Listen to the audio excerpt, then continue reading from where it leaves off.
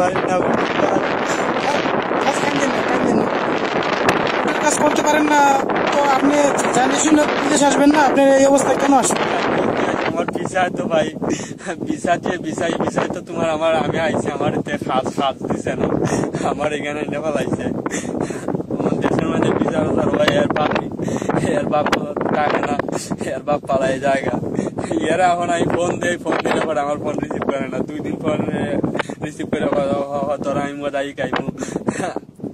আপনার পুরো ঠিকানা কয়েন? আপনি আমার বাড়ি ডিস্ট্রিক্ট হবিগঞ্জ, ডিস্ট্রিক্ট সিলেট, জেলা হবিগঞ্জ,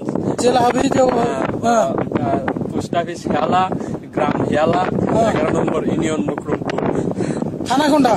থানা বানিয়াচং, জি বানিয়াচং, হবিগঞ্জ ডিস্ট্রিক্ট, হবিগঞ্জ বিভাগ সিলেট, হবিগঞ্জ ডিস্ট্রিক্ট সিলেট ডিস্ট্রিক্ট না, সিলেট হবিগঞ্জ আপনার, ঠিক আছে?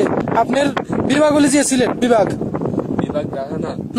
ঢাকা না, বিভাগ হলে যে সিলেট, আপনার ডিস্ট্রিক্ট হলে হবিগঞ্জ, থানা বানিয়াচং, উপজেলা কোনটা? উপজেলা তোমার বানিয়াচং, গ্রাম কোনটা? মানে পুরাটা কইতাম না, আমার জানা নাই উপজেলাটা। বাংলাদেশের সকল লোকদের এই ভিডিওটা শেয়ার করার জন্য বলতেছি আমি। এই লোকটা সে কাতারের বিষয়ে আসছে, কাতারের বিষয় থেকে তাকে সৌদি কাতার বর্ডারে এখানে তারে নিয়ে আসছে, এখানে কাতার বর্ডার থেকে তারে নিয়ে আসছে। আসার পরে দেখতেছেন আপনারা যেন অনেক উট চড়তেছে, সে এই লাঠি নিয়ে এবং এই উট চড়ানোর জন্য তারে এই মরুভূমির মাঝখানে তাকে ছেড়ে দেওয়া হয়েছে। তো অনেক সময় তাকে যে উট চড়ানোর জন্য তাকে নিয়ে আসছে তাকে অনেক সময় মারধর করে। তো আমরা এর প্রতিবাদ জানাই এবং প্রতিটা ফেসবুক বন্ধুদের আমি বলবো যে তাকে যেন মানে এই ভিডিওটা যেন সবাই শেয়ার করে এবং সকল বাংলাদেশি জানতে পারে যে বিদেশ যে কত কষ্টের, ঠিক আছে? বিদেশ যে কত কষ্টের, এই কষ্ট থেকে মানে একটা লোক যখন এই অবস্থা থাকে তখন সে বুঝতে পারে, ঠিক আছে?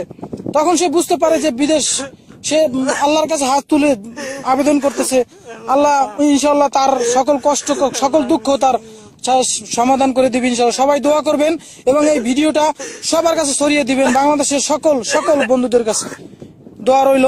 আর দেখতেছেন যে মরুভূমি, এই যে মরুভূমি, বিশাল মরুভূমি, এখানে আশেপাশে কোনো বাড়িঘর কোনো কিছু নাই, ঠিক আছে?